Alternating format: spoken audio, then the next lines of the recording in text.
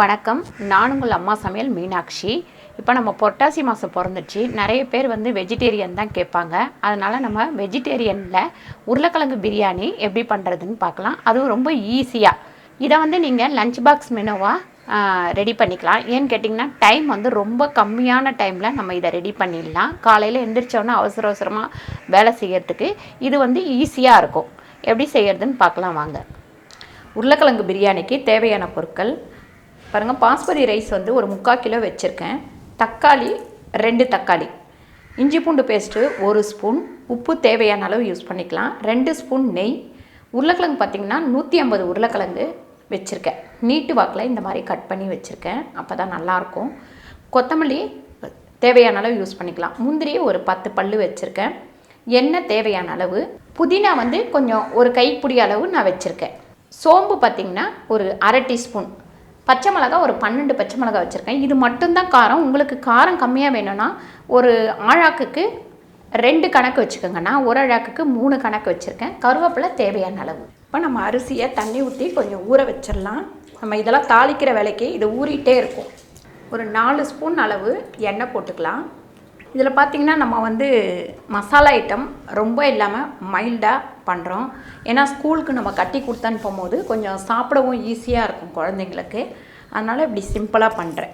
பாருங்கள், எண்ணெய் நல்லா காஞ்சிடுச்சு. இந்த சோம்பு போட்டுக்கலாம். அடுத்து கருவேப்பிலை. இப்போ நம்ம பச்சை மிளகாய் போட்டுக்கலாம். பாருங்கள், இப்போ இஞ்சி பூண்டு பேஸ்ட்டு. இப்போ இந்த தக்காளி போட்டுக்கலாம்.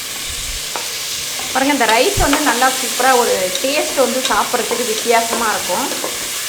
குழந்தைங்களுக்கு வந்து இது ரொம்ப நல்லா பிடிக்கும். பாருங்கள், அரிசிக்கு சேர்த்து நான் உப்பு போட்டுடுறேன்.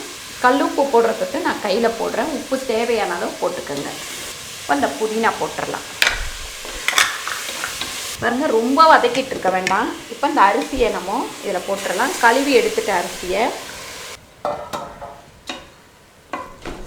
இந்த அரிசி போட்டதுக்கப்புறம் ஒரு வதக்கிக்கோங்க. நல்லா கொஞ்சம் நல்லாவே இந்த அரிசியில் வந்து சூடு ஏறட்டும். பாருங்கள், நான் இந்த டம்ளரில் 3 டம்ளர் அரிசி வச்சுருக்கேன். இப்போ நம்ம அதுக்கேற்ற மாதிரி தண்ணி ஊற்றிக்கலாம். பாருங்கள், இப்போ நான் நல்லா வந்து கொஞ்சம் சூடு ஏறிச்சு அரிசி. இப்போ இதில் வந்து நான் 5 டம்ளர் தண்ணி வச்சுருக்கேன். 5 டம்ளர் தண்ணி ஊற்றியாச்சு. ரொம்ப ஈஸியாக சீக்கிரமாக ஆகிடும் இந்த ரைஸு. இப்போ மூடி வச்சிடலாம். நம்ம ப்ரெஷர் வந்து மேலே வரட்டும். பாருங்கள், ரைஸ் வந்து ஒரு 3/4 வேக்காடு வேகட்டும். அதுங்காட்டியும் நம்ம முந்திரியும் உருளைக்கிழங்கும் பொரித்து எடுத்துக்கலாம். இப்போ பாருங்கள், இதில் ஒரு 2 ஸ்பூன் நம்ம எண்ணெய் போட்டுக்கலாம். அது கூடவே இந்த நெய்யும் நம்ம போட்டுக்கலாம். இப்போ இந்த முந்திரியை நம்ம வறுத்து எடுத்துக்கலாம்.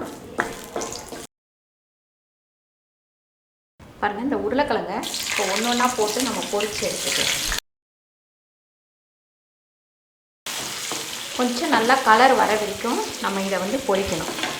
பாருங்கள், இந்த அளவு கலர் வந்தவுடனே இதை வந்து எடுத்துடலாம்.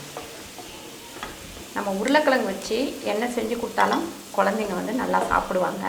இந்த உருளைக்கிழங்கு பிரியாணி பார்த்திங்கன்னா காரம் ரொம்ப இல்லாமல் மைல்டாக அப்படி இருக்கும். ஸ்கூலுக்கு கொண்டு போய் அவங்க சாப்பிட்றதுக்கு, ஆஃபீஸ் கொண்டு போய் சாப்பிட்றதுக்கு இது வந்து ரொம்ப சௌகரியமாக இருக்கும். இப்போ பாருங்கள், நான் இதை வந்து 15 நிமிஷம் வச்சுருந்தேன். வெயிட் போடல. இதை நல்லா பொரித்து எடுத்துகிட்ருக்கேன். இப்போ முந்திரியும் இதையும் நம்ம வந்து இதில் போட்டுக்கலாம். நம்ம இந்த பொரிச்ச எண்ணெய் நெய் இருக்குது, இதை வந்து இது மேலே ஊற்றிடலாம். இதுக்காக தான் அளவு எடுத்து வச்சுது இந்த எண்ணெய். இதை வந்து மேலே அப்படி லைட்டாக ஊற்றிடுங்க. அடுத்து பார்த்திங்கன்னா கொத்தமல்லி. இப்போ இதை மூடிட்டு ஒரு 5 நிமிஷம் இப்படியே இருக்கட்டும். கம்மியான தீயில் இருக்கட்டும். பாருங்கள், நம்ம உருளைக்கிழங்கு போட்டதுக்கப்புறம் ஒரு 5 நிமிஷம் வச்சுருந்தோம்னா சூப்பரான உருளைக்கிழங்கு பிரியாணி ரெடி ஆயிடுச்சு. இப்போ இதை நம்ம லஞ்ச் பாக்ஸுக்கு டிஃபன் பாக்ஸில் கட்டிடலாம். பாருங்கள், ஒரு சூப்பரான சுவையான ஒரு உருளைக்கிழங்கு பிரியாணி ரெடி ஆயிடுச்சு. ஒரு 10 நிமிஷத்தில் இதை நம்ம ரெடி பண்ணிட்டோம். ஆஃபீஸ் போகிறவங்களுக்குலாம் இது ரொம்ப ஈஸியாக இருக்கும்.